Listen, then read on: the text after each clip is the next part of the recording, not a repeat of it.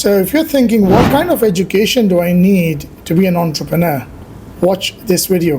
Hey friends, this is Tahir with you. In this video, I want to talk about the education to become an entrepreneur. First, choose your industry. Second, choose a mentor or a coach who have already done in that line of work, in that industry, what you want to do.